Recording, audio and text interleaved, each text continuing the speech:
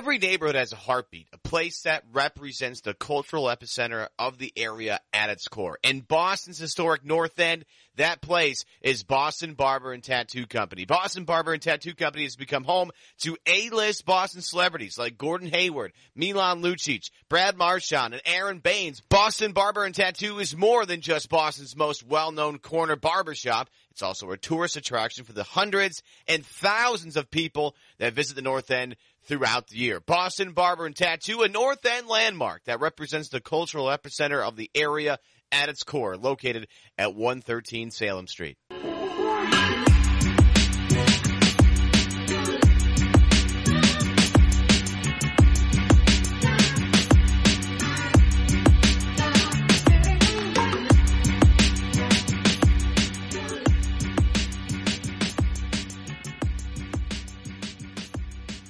Welcome into another edition of the Good and Plenty podcast. I'm your host, Jeff Goodman.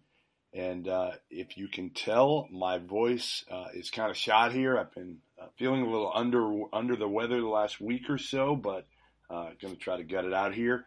And we're going to do a college version of the podcast today. And that is because Steve Alford, UCLA's head coach, has been fired. So that certainly is worth talking to Rob Dauster of NBC. We'll get to that shortly. But first, love to have you subscribe to the podcast. Remember, you can do that wherever you listen to your podcast. Certainly do that on iTunes, Stitcher. You can find us on CLNS Media. You can find me at Goodman Hoops on Twitter. You can also find me at WatchStadium.com, where I have a comprehensive look of the search firm, UCLA search firm. If I was the search firm, or Dan Guerrero, the athletic director, which luckily I'm not because he's made some terrible decisions lately on his hires, including that of Steve Alford 6 years ago, who would I hire and who do I think they're going to hire? We'll talk plenty about that with Rob Dauster of NBC here in a little bit. But first, today's show brought to you by Mint Mobile. There's nothing better about the holiday season than unwrapping a brand new phone until you get hit with your brand new monthly bill. Big wireless providers can really suck the joy out of the holidays. So this year, don't just upgrade your phone, upgrade your wireless provider and switch to Mint Mobile.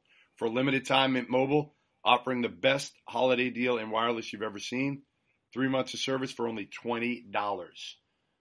But let's get to here Steve Alford and also my trip to Louisville for the Kentucky-Louisville game. Now pleased to welcome in Rob Dauster, NBC Sports, and good timing for this one. You'll have to excuse my voice, Rob. First of all, I'm a little under the weather. It's not from drinking. I was with my daughter at the Louisville-Kentucky game, and I just couldn't sleep for the last couple of days. So on the road with her, I was up at like 5 till 7 in the morning each morning. And I can't get rid of this thing. I've had it for like a week. Well, I'll tell you what, man. You never had a great voice to begin with. And now this sick Goodman kind of brings out a little bit of a soulful vibe in you. So I like it. I think you should keep it. I'm going to try to keep it then. How do you keep a shitty voice? Like, how do you keep this I have no idea. Voice? Just drink? Probably drink and don't sleep. Yeah, and you got to smoke like a pack of cigarettes a day. That I can't do. I've smoked one cigarette in my entire life. It's a bad habit. It's a bad habit. Fenway Park, I think I was 15 years old, and it was really cold. It was really cold that day, and buddy who I was with at the game, I think we blew off school to go, and it was like a matinee. It was cold as shit, and he's like, yeah, try a cigarette, like, and I'm like, I tried it, and I'm like, nah, this is terrible. This is terrible. I have no desire. So we had some family over for the holidays, and one of them smokes those like Juul things. Have you ever seen that? It's like the huge cigarettes. Now. Listen, I got a 15-year-old so I tried daughter. I tried. No, you tried it? I tried it, and it was the worst decision I've ever made. I coughed for like 5 straight minutes. I had no idea what to expect. I'll never do it again. Oh, it was awful. Because here's the thing that I still don't get, and I have a 15-year-old daughter. So, like, I don't know if she's doing it, but, like, some of her friends are doing it, whatever. I know about it a little bit. And I guess the smell, like the taste is, like it tastes different or right? It doesn't taste like cigarettes. It actually is like flavored. Is that right? I mean, it's not smoke. It's just nicotine vapor, I think. I don't really know. All I know is that it was awful. It burned my lungs. I coughed for like 5 straight minutes. I felt terrible. It was one of the worst decisions I've ever made in my life, and I've made some bad decisions. I can't wait to tell your son when he gets older that you vaped. I did. I vaped once in my life, and like it was a very unsuccesssul vaping. It's the first thing I'm going to tell him. When he gets old enough, I'm going to be like, your daddy vaped. So just be prepared. Whatever age that is. If you're going to tell my son stories about times that we've... forget it. You're right. Forget it. We're not going there. That's... You know what? I'll be very happy if that's the story you decide to tell him. Well, I'd be then worried about what you would tell my daughter at that point. No, hopefully it'll be Nothing. Too late. I don't remember anything. All right. Well, that's good. All right. Let's talk about the big news. The big news is Steve Alford is out at UCLA. And it's not really surprising, although one knucklehead college basketball guy did not put Steve Alford on their hot seat before the start of the season. Matt Norlander. Shout out to Matt Norlander. Shout out to Matt Norlander. He did not, and I called him, and I told him he should, and it was just stubborn Norlander at that point. He wouldn't do it. And actually, I think we both need to call him out.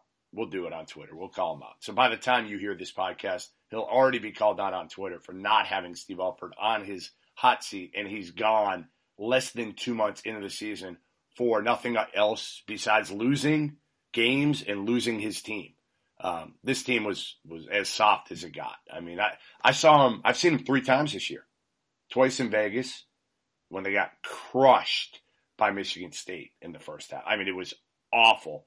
And then again, they lost to Carolina right after that in Vegas. And then I saw him last week in Ohio, against Ohio State in Chicago. And actually, they played okay, but they still lost by 15 to an Ohio State team that doesn't have a pro on it. So it was time for Steve Alford. I mean, everybody kind of knew that. He probably wasn't the right fit to begin with when he was hired 6 years ago. But I remember writing, Rob, when he was hired, saying, it's not the worst hire in a sense because, you and I could recruit guys in LA at that point. There was so much talent coming up, young talent, freshman, sophomore, junior year, that he was going to get guys no matter what. And he did. He got enough players.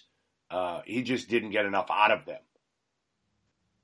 Yeah, and it's actually one of the problems that I thought he had with the way that he brought players into the program was that he kind of did what – remember when Jay Wright back in 2009, they make it to the Final Four, and then all of a sudden he has access to these players that he never really had access to before. And he started recruiting – instead of finding somebody that fit into what he wanted to do as a basketball program, he would just say, oh, okay – a top 25 player? Yeah, go get him. Oh, he's a top 40 kid? Yeah, go get him. Oh, he's a 5-star kid? Yeah, go get him. So what it felt like UCLA was kind of doing was any 5-star kid in California, they're going to go out and recruit. Any 4-star kid anywhere in the country, they're going to go out and recruit. And they're not really going to pay attention to how those players fit within what they want to do. And look, it makes sense when you want to bring talent into the program. But what they kind of ended up with is a roster full of guys that are talented, but that do not fit together at all whatsoever. You can't have your 3 players in the program be 3 guys that are out to get theirs, that are more worried about their standing in NBA mock drafts than they are about winning at UCLA, that could not care less about defense. And that's what UCLA has right now with Jalen Hands, Chris Wilkes, and Moses Brown. And look, I get it. You had to get rid of Alford because he totally lost that team. Those guys quit on him. And you can't have a head coach that the players won't play for. So I understand that. But I just don't think that it's an easy fix where you say, okay, let's go bring in Dwayne Broussard or let Tyus Edney run the program or whoever it is, and they're immediately going to turn it around. You can't just say, okay, we got 3 5-stars, we got 7 top 100 kids. You know what the good thing is, Rob? You know what the good thing is? The Pac-12 stinks. So they have a chance. Whoever it is. That's the thing. You could take over that team now. Right. You could take over that team. Well, I think, yes, you're making that move now because you don't want Steve Alford to turn it around and somehow get to the NCAA tournament by winning the Pac-12 tournament. I think that's why they did it as well. That's a really good point. Because if he wins the league, then you might be stuck with him for another year. I mean, shoot, he went to 2 Sweet 16s the first 2 years when he had no right doing it. Look at the road they had to get to go to those Sweet 16s. It was a joke. Yeah, and wasn't there like they made it one year because of a phantom goaltending? Yes. What was that? Yeah, it was phantom goaltending call. Yep. And they beat like another year. I think they beat like a 12 and a 13. There were like 2 upsets in front of them or something. And they ended up having a great road. So I think they were concerned about that. Obviously, the money people had said enough is enough. Enough is enough. This is an embarrassment to UCLA. And now the question is, all right, you get a little bit of a head start too, which helps, right? Last time they missed out. They went after a bunch of big boys and felt slighted. Like it's one of those things, where the AD, you miss, it's out there publicly that you can't get a Jay Wright or whoever. You miss on them, it's out there, and you're like, oh, I got to get a guy now. And they panic. And that's what happened with Steve Alford.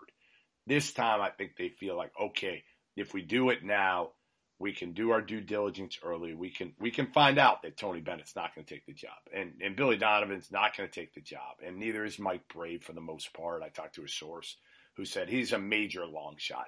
And again, the biggest problem, Rob, with this job right now, it's not the expectations. They're not so out of whack anymore. It's the fact that you're living in L.A. They're not going to pay what a lot of these other programs are paying, number one. And even if they paid the same amount, you're living in L.A. Like Mike Bray is making really good money right now living in South Bend, Indiana.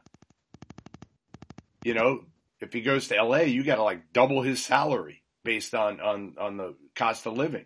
And then the other part is, imagine telling Billy Donovan, who's living the NBA lifestyle, and he's not leaving Oklahoma City anyway, but even Fred Hoiberg, who I think is the front runner, we'll get to that in a minute. Fred Hoiberg, who's come off a few years in Chicago right now with the Bulls, where he's staying at Ritz-Carlton's, he's flying charter, private everywhere.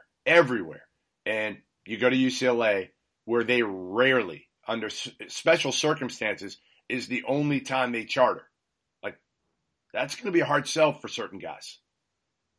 Well, I mean, that's the biggest thing is, are they going to invest the money to go get the name that they want? Because if they decided to invest the money, somebody that they want is going to say yes to UCLA because it's still UCLA. It still has that pedigree. It still has that tradition. But like you said, the cost of living in LA is a factor, especially so think about it like this. Conzo Martin is making $3 million a year at Missouri to live in Columbia. Yep. Will Wade is making $3 million a year at LSU to live in Baton Rouge. Avery Johnson is making, I think it was $2.9 million a year to live in Tuscaloosa. And Steve Alford is making $2.6 at UCLA to live in Westwood. 2.6 don't get you that far in LA. And I think that's the biggest problem is they're not going to pay the money to get the guy that they want. Right. They don't have a job that someone will take to get less money because of the job that it is. Right. And they're not going to invest in the kind of things that will make it so you don't get negatively recruited against, like the charter flights. They're not going to invest in the things that makes it easier to run your program. And you have to do that these days. Pac-12, if Dayton man. is chartering flights, UCLA has to be chartering flights. It's just unacceptable not to. It's the whole Pac-12. It's so far behind. And that's a big problem right now. People talk about the Pac-12 being down. And there's other reasons. But one of which is the league as a whole doesn't charter. Everybody else does. Every other big league charters right now. That's a major advantage. Mm-hmm. And and you have to do it too, because I want you to think about this, right? Imagine how much it sucks for you, the people listening. Imagine how much it sucks for you to sit and coach in a regular seat on a Southwest flight. I hate it. I just did it. A Delta flight. I did it yesterday. Yes, and you're what? You're 6'4" and you're miserable, right? Now imagine being 6'10", 260 pounds, having to sit in a Southwest seat while after playing a basketball game where maybe you got hit in the hip or something like that, and now you have to fold yourself into one of those tiny little seats for 4 hours after sitting in an airport for 2 hours, and then you have to make that flight all the way home. You have to go through baggage claim. You have to do all of that nonsense while coming off of a basketball game, like you leave at what time would you leave a game? Like let's say a game ends at 11 o'clock, right? You get to the airport, you're either going to have no sleep the night before to fly back. You have to get back to make it to classes. Yep. It's just, it makes it very, very hard on the players. And like, I get it. We're talking about these guys, that, you know, they're getting free flights or whatever, but it's still a very, very difficult situation. There's been like studies done in the NBA that the teams that time out their flights to make sure these guys get the most sleep possible are the teams that end up being the most successful. So it's just it's the combination of all those things that just makes it like it makes no sense for you not to charter flights. Especially they just signed a $280 million contract with Under Armour. It's not like they're broke. No, they got the money. So all right, the front runner. My sources tell me it is Fred Hoiberg. Now, there's several reasons for it. Number one is, you know, he did a good job at Iowa State, went to 4 NCAA tournaments. He gives you a little bit of cachet. Like, you don't kill it in the press conference if you hire Fred Hoiberg, but you do well enough. You're not getting Jay Wright. You're not getting Billy Donovan. You're not getting Tony Bennett. You're not getting Mike Bray. Like, take all those names out of the equation because you're not getting them all. Okay? So, Fred Hoiberg is as good as anybody else for the most part in terms of winning the press conference. He's also repped by Debbie Spander of the Wasserman Group. And if anybody doesn't know, the Wasserman Group is led by Casey Wasserman, who is a UCLA grad and a huge, huge Bruins fan. He's got a ton of money, a ton of juice. He helped actually hire, I believe, Chip Kelly. Their football facility is literally called the Wasserman Football Facility or the Wasserman Football Building or something like that. It's named after him. Yeah. Do you like the Hoiberg hire if it happens, which everything seems to fit into place? He's unemployed right now. You know, I talked to Hoiberg a couple weeks ago, just after he got fired, just kind of off the record stuff. And, you know, I think it's been tough for him. And the only thing he told me was like, I'm going on vacation now. Like I'm going to hit a beach with my wife and we're going to get away for a little while. I worry about Hoiberg from a couple of perspectives. Number one is he's not a grinder. He's just not. Like, he's a guy who came in at Iowa State and hit it right. He had a staff that got him a bunch of transfers. You can't do that also at UCLA. Like, UCLA does not allow a lot of those transfers. Grad transfers, I don't think they really allowed. You know, JUCO kids, which Hoiberg's probably not going to go after a lot of JUCO kids. But he loaded up on transfers, second chance kids. And in Ames, Iowa, it worked. I don't think it's going to work at UCLA. Now, I don't think he has to. The one thing is I think Fred Hoiberg could go the high school route and be fine. He's well-liked, great personality. Everybody likes Fred Hoiberg. Everybody, other than maybe Paxson with the Bulls right now. I don't know. Everybody likes him, but you never hear a bad word. Maybe Jimmy Butler didn't like him because Jimmy Butler valued defense over offense. But I think Jimmy Butler liked Fred Hoiberg as a guy. Everybody does, again. So you win that way. He plays a style that works, right? Like UCLA fans would love his style. Open, shooting threes, scoring a lot of points, not really guarding. He's like the opposite of Ben Howland in many respects. But I just have some – it depends on his staff, I guess, as much as anything, Rob. And I say that about a lot of things. Here's the thing about Hoiberg. I think that he's smart enough to make that decision where he realizes, like, it's not going to be – JUCO guys, transfers, Bryce Jones, players like that, that he is going to have success with at UCLA. Like he's smart enough to figure out he's going to have to go and get like the 4 and 5 star kids that'll fit with what he wants to do. Yeah. And I think he's smart enough to hire a staff that will get those players for him. I also think that the way that he like runs his programs very much fits with kind of the attitude that people in Southern California are going to have. Like, he's not the kind of guy that is going to like bench a player for showing up late to practice or something like that, right? Like, not if he can he's play. The kind of guy.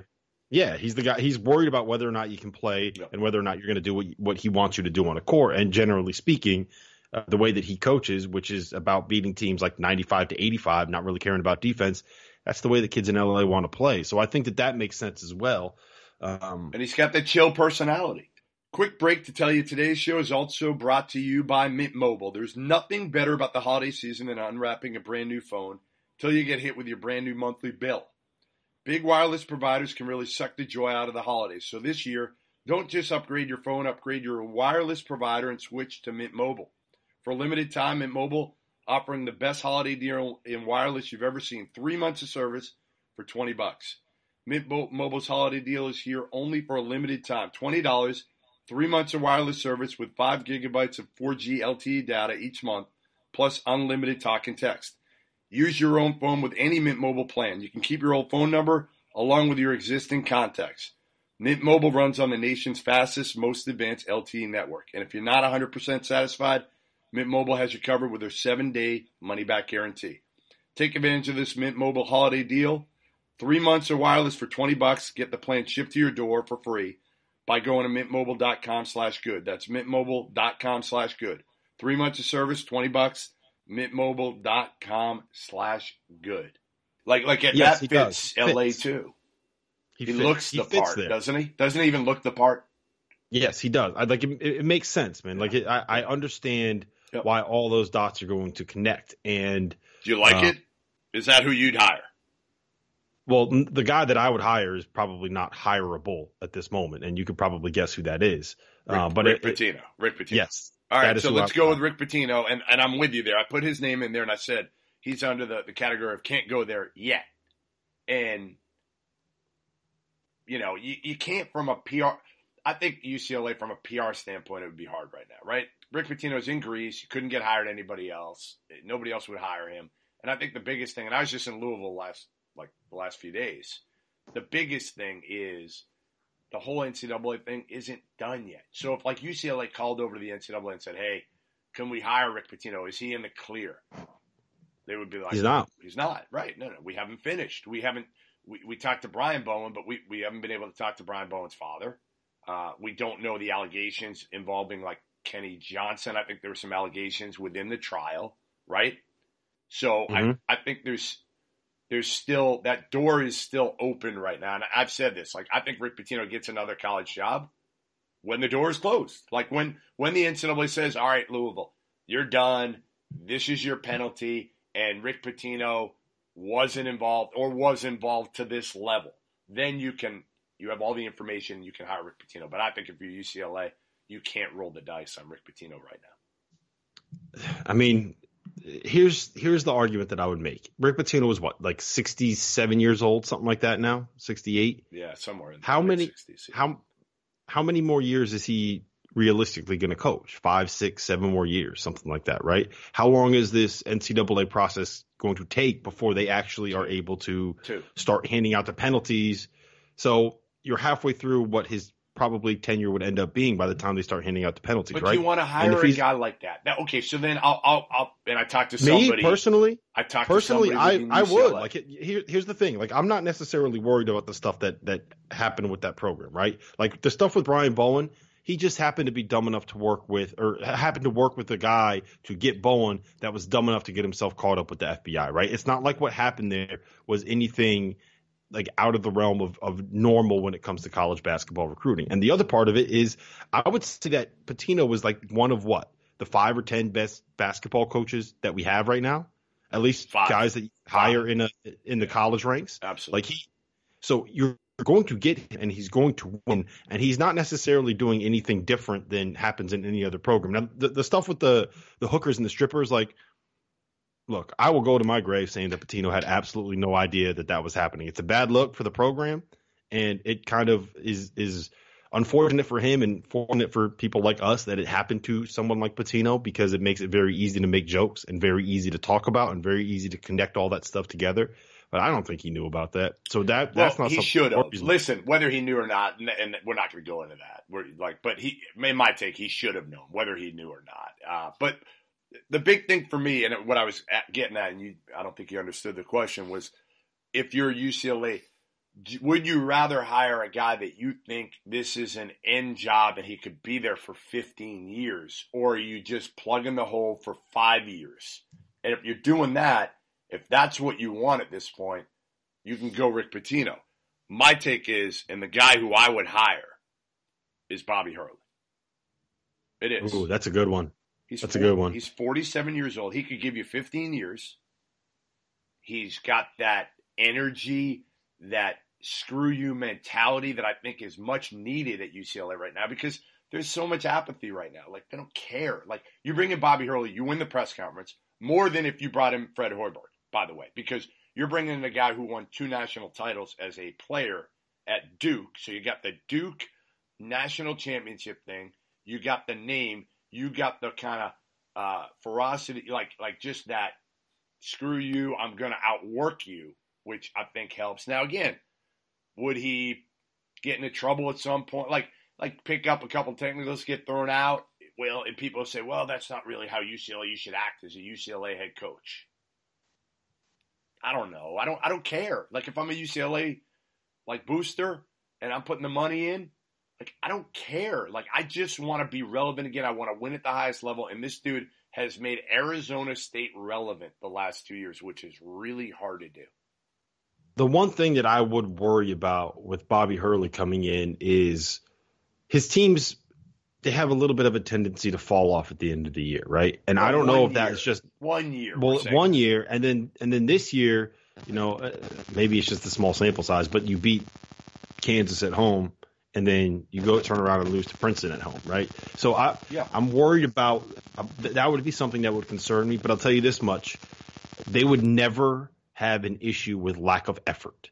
Never. And that's what I think the biggest issue with this UCLA team right now. And I don't even think that's really arguable. They just don't care. And if you don't care, you're not going to last in his program. Hurley's obviously got an ego. We know that he's got an ego, but Hurley is so much more likable than Steve Alford. That's the difference.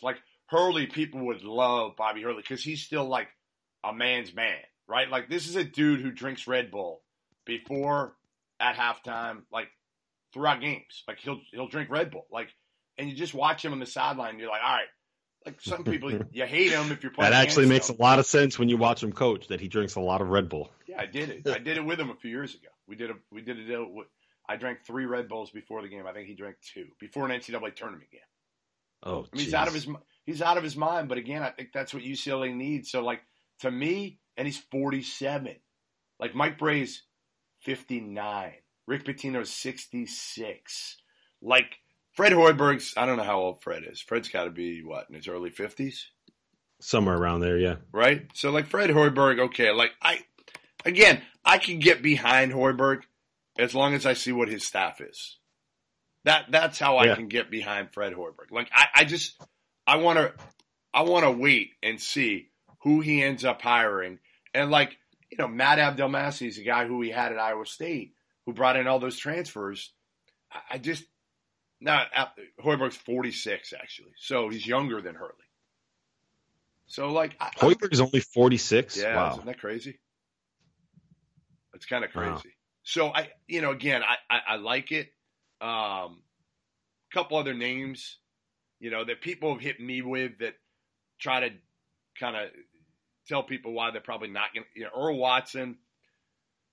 I've heard he's not going to get it. I've heard he's just down the list. Former UCLA point guard, played in the league for 10 years, coached with the Phoenix Suns, just got his degree recently. I don't think he's high on the list at all. Jamie Dixon, TCU.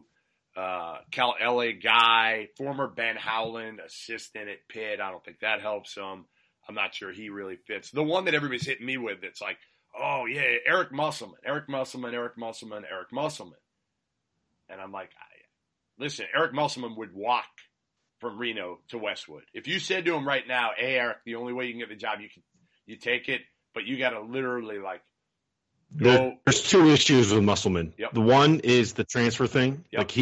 Everything in his program is transfers, and they get new guys every year. And I don't know if that necessarily would work at UCLA. We talked about that. The other problem, it's a bit of a hothead, and I don't know if from the people that I've talked to that have worked with him, worked for him, and that kind of know how that program runs is.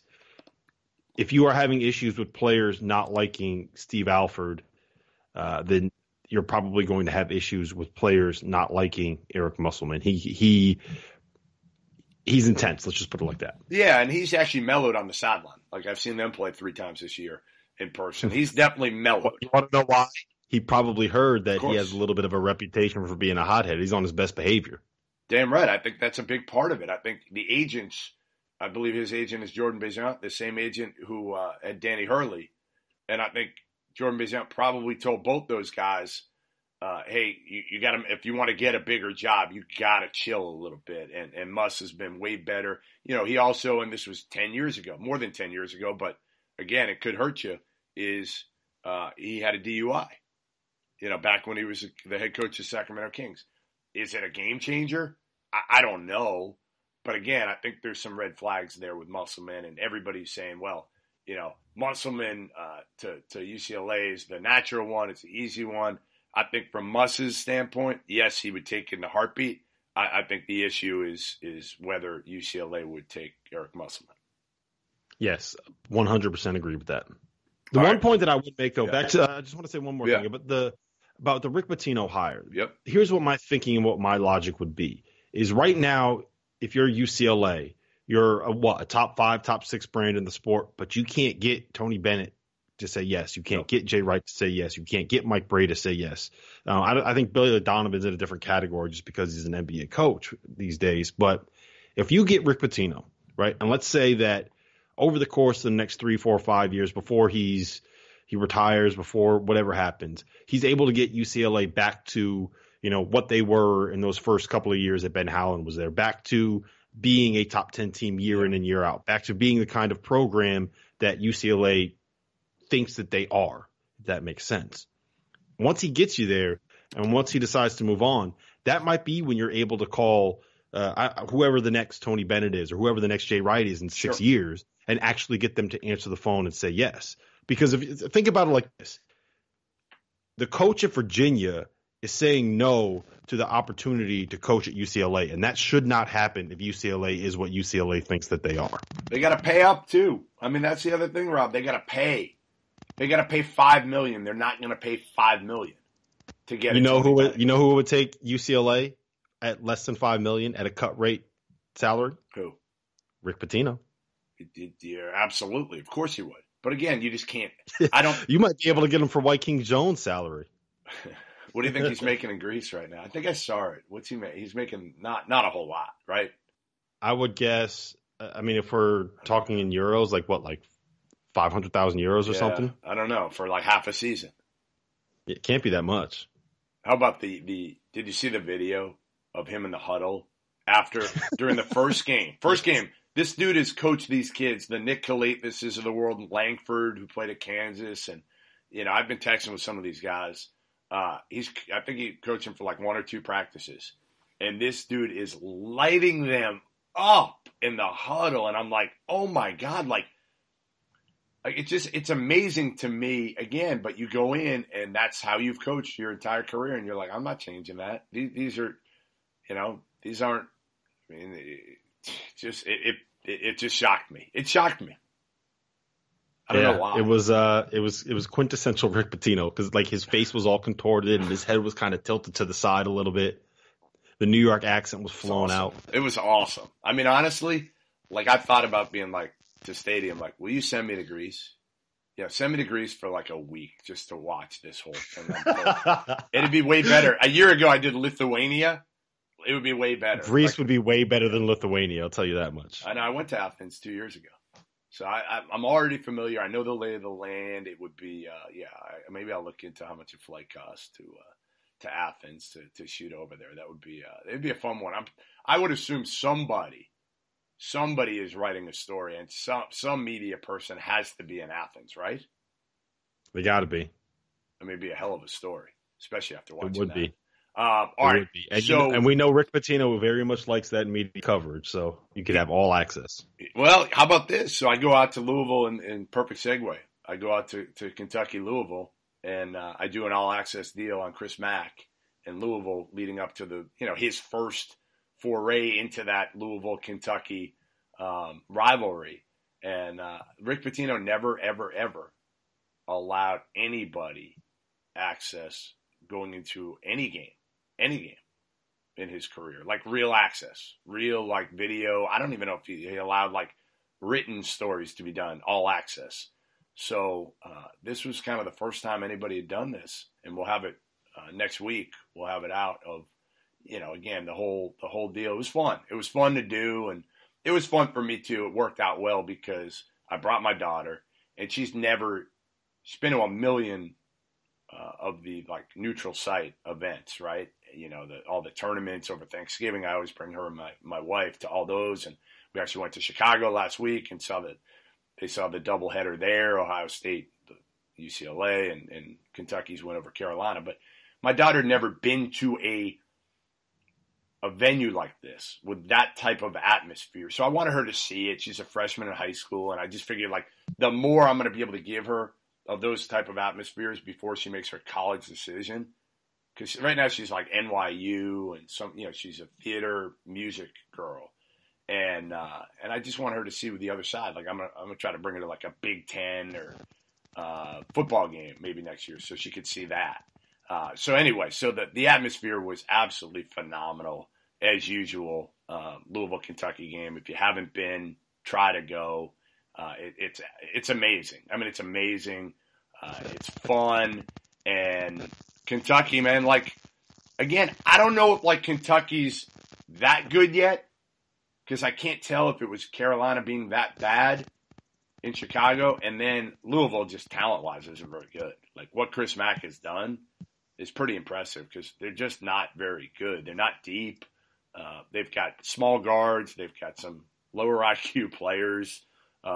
Their second best player is Kristen Cunningham, who's a fifth-year grad student from Samford, where they lost 20 games last year. That's their second best player right now. Yep. Jordan Nwora is awesome, though. Jordan Nwora. I don't know how to say his name. Yeah, I can't pronounce it. Jordan Nwora. He's really good. Yeah, don't pronounce the end.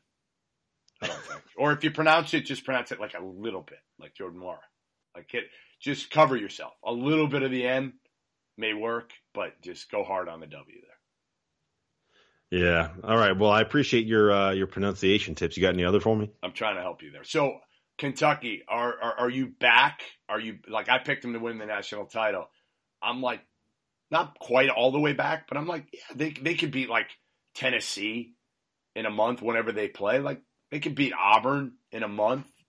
I don't know if they're ready today, but they're damn close. They're getting better, and if Tyler Hero makes shots like he did, they got a chance. I mean, they're in the mix. As long as they don't see Duke in the NCAA tournament, I like them.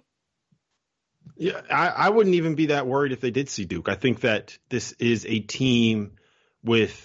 So there's two things that I'm really bullish on with Kentucky is that they are making shots now, especially if Tyler Hero. I'm not expecting him to go 10 of 13 and 4 or 6 from 3 every game the rest of the season, but I am expecting him to be something closer to a 15 to 16 point per game scorer that shoots 40% from 3 as opposed to a 12 point per game scorer that shoots 29% from 3. Yeah. So if he's that, I think it changes him. It's nice to see Keldon Johnson coming back to the guy that he was a little bit earlier in the year. He was awesome against North Carolina. He was the guy that sparked that run against Utah. I think that Reed Travis and P.J. Washington are kind of figuring out how to work together. But I think the biggest thing with them is they're just playing defense now. Yeah. Ashton Hagans is a total game changer for him. I thought P.J. Washington, his ability to kind of chase around Jordan Nwora and slow him. He still got his 17, but he had to work his ass off for that 17. I think that matters. I think that Coach Cal has kind of figured out what his rotation needs to be. Limit a little bit the minutes for E.J. Montgomery. Limit a little bit the minutes for Nick Richards, and just kind of work through those other guys. You got Emmanuel Cookley, Ashton Hagans, P.J. Washington, Reed Travis, Tyler Hero, Keldon Johnson. Play those guys all 25 to 30 minutes a night. Sprinkle in a little bit of Nick Richards. Sprinkle in a little bit of E.J. Montgomery, and boom. That's your team. That's your rotation. You're good to go. And as long as they're defending, I think that this is a team that is – look, I'm not going to say that they're top 2, what they should have been in the preseason, but they're certainly at this point a top 10, 12 team. Right. I'll put it like this. In my mind, there's a clear-cut top 7, right? Duke, Michigan, Virginia, Nevada. Who am I missing? Duke, Michigan. Tennessee, Gonzaga. And there's one other team that I'm blanking on. Duke, Michigan, Virginia. Kansas. So those 7 are the clear-cut top 7 to me. And then I think Kentucky is right there with Texas Tech and Virginia Tech and Florida State and Michigan State and and kind of like in that range as the next group of really, really good teams that aren't so quite you're as taking good. So if I'm asking you today, you're taking Nevada or Kentucky in a 10-game series today. You're telling me you're going to take Nevada over Kentucky. If it happened today, yeah. I think I probably would take Nevada. If it happened in March, right. I think I'd probably lean a little bit towards Kentucky. Right. That's all I'm saying. It's like I think Kentucky's in that group now. I think they're in the back end of that group, but I think they're right there. And that's what I'm saying. It's like they've got a lot. They always have a higher ceiling. You know, Cal said he's like, you know, I like my team always. I didn't give up on them, blah, blah, blah, blah, blah. Now, my big thing was they needed that Carolina game desperately. Because if they didn't get that one and they went into Louisville kind of 0-3 in their big games and they didn't have a resume game and everybody be talking about it and you go into that environment without anything and you're playing tighter, like they played looser in that game. You could see it. And then Tyler Hero made some shots early. And again, listen, Louisville is not there. I compared them, and I don't know if you agree with this. I compared Louisville to Arizona because both programs have kind of been hit different ways. Negative recruiting, and it's affected both, and you're seeing that right now on the court where both honestly have fringe NCAA tournament talent, and it'll be interesting to see. I think Louisville, because of the win against Michigan State, they'll probably get in. Arizona, I don't know how they get in. Like, I don't know how the Pac-12 gets more than one team in at the end of the day now. Like, Arizona State's got to have some separation and finish like a clear number one with a few losses to the right teams, and that gets like maybe Oregon gets in, right? Maybe they beat everybody else other than Oregon. Oregon gets a win or two against them, and that gets Oregon in or something like that. Yeah, I mean, what it's basically going to come down to is does Arizona State do enough to get that at-large bid, and do they not win the automatic bid? I think those two things have to happen. Arizona State has to probably be the Pac-12 regular season champ, and cannot be the Pac-12 tourney champ. If they win both of them, then I think that there's a very real chance that the Pac-12 is a one-bid league. Yeah, it's amazing. I mean, absolutely amazing. All right, well, listen, Happy New Year, Rob Dauster. I don't know what you got. What do you got planned for New Year's? I can't imagine it's much with a young son. Like, you're doing nothing, right? Not only do I have a 3-year-old son, but my wife is 7 months pregnant now. So, like, we're not getting crazy. We're actually going over. He's got a buddy that is that's 2 months older than him, that lives like 20 minutes away, and the kid's mom is one of my wife's best friends. So we're just gonna go over there and let them have their sleepover and drink our like 3 beers and fall asleep by 10:30. Yeah, I don't know what we're doing. I mean, I got to go to the doctor. What's going to happen? I literally got to go to the doctor later today because my wife's been on me. You know, go to the doctor. I've had this for like a week or 10 days, and I got to go out on the road again in a couple of days. So I'm sure I'm fine, but I do. I'm appreciative that you like my voice better this way. So I'm going to try to keep it as long as I can. I'm going to keep drinking, not sleeping, and yeah, it's got to be an upgrade over my real voice. So one last note before I let you get out of here to tie the whole Louisville and Arizona thing together. Christian Cunningham is the starting point guard at Louisville, right? Arguably their second best player. Do you know who the starting point guard is at Arizona and arguably their second best player? Is Justin Coleman. Do you know what Justin Coleman and Christian Cunningham have in common? They were in the backcourt together. Yes. They were Samford's starting backcourt last season. And by the way, Samford also lost a third player grad transfer. Like, they lost 3 of their top 5, and they're way better this year. They are. Like that seriously. Doesn't make sense. Scott Padgett and Samford are better after losing all those dudes. Well, again, you know, you look at it and they lost like 20 games with all those guys. And I like Christian Cunningham. I actually do. I'm surprised they didn't win more games after seeing him in person and being around him a little bit. He's very mature. He played really well in that game. So Chris Mack, that program will be better next year. They bring in a really good recruiting class. But this year, if they can make the NCAA tournament, and again, I think if you go 500 in ACC play, you can do that. So you got to beat the bottom feeders as much as possible. And then there's some teams in the middle you can beat. I think the Cards can get back. So, all right, Rob Dauster. And they have the win over Michigan State. That'll get them in. That will get them in if it's close. Absolutely. All right, Rob Dauster, thanks for joining us. Appreciate it. And Happy New Year. Thanks for joining us. Another edition of Good and Plenty in the Books. Remember, every Tuesday, every Thursday, we come to you with a new version of the podcast. We're giving it to you here this week, a little bit early on Monday. New Year's approaching. We felt like it was the right time with Steve Alford being cut loose by UCLA after 6 seasons, 6 kind of uneventful seasons at UCLA. Thanks to my guest, Rob Dauster of NBC, for joining me. Happy New Year to all. And again, don't forget, subscribe to the podcast. Good and Plenty. You can do it wherever you listen to your podcast, iTunes, Stitcher.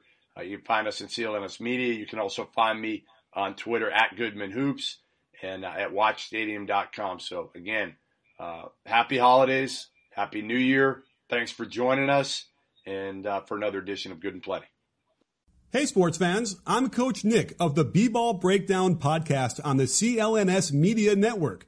I break down the NBA from a coach's perspective and have some of the best basketball minds join me weekly to discuss the latest NBA news and what's truly going on the court. Subscribe to the B-Ball Breakdown podcast wherever you get your podcasts or find us on clnsmedia.com. It's a great conversation. You in?